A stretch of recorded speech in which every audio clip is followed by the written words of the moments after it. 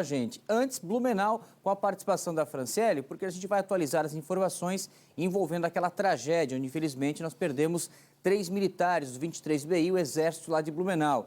E teve coletiva hoje, o Franciele, porque eu vi que era aguardada essa manifestação através do Comando do Exército para falar como está o trabalho agora, esse apoio, né? O apoio às famílias das vítimas e também as investigações do acidente. E outra informação que eu estou curioso, Fran, não sei se você já tem esse detalhe para nos confirmar ou não, mas a questão do acesso restrito, lá na Belmiro Cousani, no Progresso, região sul de Blumenau, onde acontece o acidente, porque pelo que eu vi no fim de semana, há a possibilidade de algumas armas ainda não terem sido encontradas no local e não sei se é isso que justifica, então, a presença do Exército isolando o trânsito somente para as pessoas que têm a extrema necessidade de utilizar aquela via. Mas a Franciele está por dentro e nos traz mais detalhes. Fran, um ótimo início de noite, boa semana para você também. A informação ao vivo é contigo, Franciele. Muito obrigada, Henrique Zanotto. Boa noite a todo mundo que nos acompanha. São muitos questionamentos que existem sobre esse acidente, né? Até porque, conforme as informações foram chegando, muito iniciais sobre o acidente, muitas informações a gente passava com base no Corpo de Bombeiros e hoje muita coisa foi esclarecida. Foi a primeira coletiva de imprensa do Exército depois desse acidente, né? A primeira informação oficial repassada, então, com mais esclarecimentos para a imprensa. Quem nos atendeu foi o general de brigada, general Abreu, e que deu todos os detalhes sobre o que aconteceu ali até o que se sabe no momento. Por exemplo, tinha-se a dúvida se existia cinto de segurança, né, para os militares que estavam lá. E ele deixou claro que aquela viatura, né, ela tem sim cintos de segurança, e inclusive reforçou que há uma resolução em que não obriga os militares à utilização do cinto. Seria uma resolução que fala que no momento que o militar está em transporte ou para algum tipo de treinamento, como era o que estava acontecendo, ele não é obrigado a usar o cinto de segurança. Também foi informado que a quantidade de militares naquele tipo de veículo acomodava 40 militares e era o que tinha, 41, sendo 38 atrás e 3 na frente, o que então estaria regular. Também foi falado sobre as causas do acidente. O que acontece? Um inquérito foi instaurado, um inquérito militar foi instaurado, e este inquérito ele tem 40 dias para ser concluído a partir da data do acidente. Isso vai dar no final de abril e pode ainda ter a prorrogação de mais 20 dias.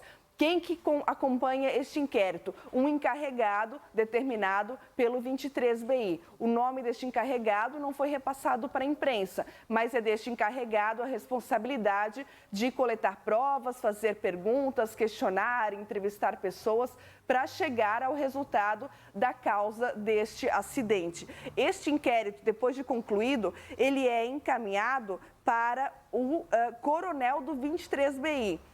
Do coronel, se ele está satisfeito com este inquérito, ele encaminha para a Justiça Militar e é responsabilidade da Justiça Militar encaminhar para o Ministério Público Militar e é o Ministério Público Militar que oferece ou não uma denúncia no caso se ocorreu então a suspeita de um crime, por exemplo, se alguém foi então responsável por este acidente.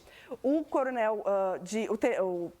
general de brigada, o general Abreu, falou que é prematuro ainda falar qualquer motivo que tenha ocasionado esse acidente, mas ele não descarta a possibilidade de que o terreno tenha cedido na hora em que o caminhão estava passando.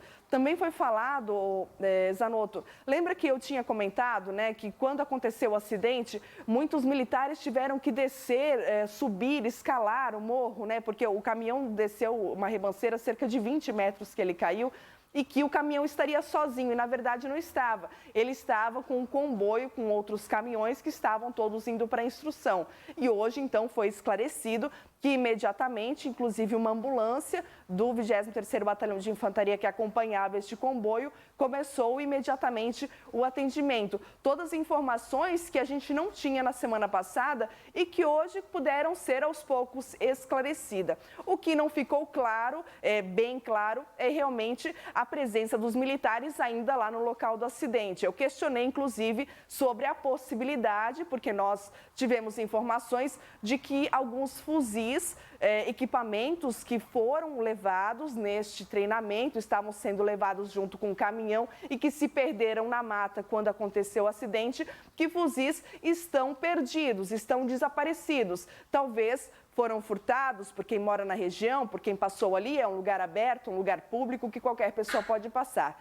Bom, o general de brigada não soube responder para a gente com exatidão o que está perdido, nem a quantidade, se são fuzis, se são munições, se são rádios, se são equipamentos. Ele falou que há sim algum material que está perdido desde o acidente e que, por isso, os militares permanecem lá. Mas ele informou que não há bloqueio, por exemplo, para a população que mora lá, que a todo momento eles têm acesso, inclusive às suas residências e a passar ali por aquela rua. Eu acho que são esses os principais esclarecimentos, Anoto, porque muitas coisas ainda surgem, né? Não faz nem uma semana que aconteceu o acidente, agora foi a primeira vez que o 23BI, enfim, o Exército se pronunciou de uma forma mais clara, né? E com certeza, com base nisso, outras dúvidas ainda virão. Só para finalizar, vale lembrar que estavam 41 militares, né, no caminhão. Destes, 3 continuam hospitalizados,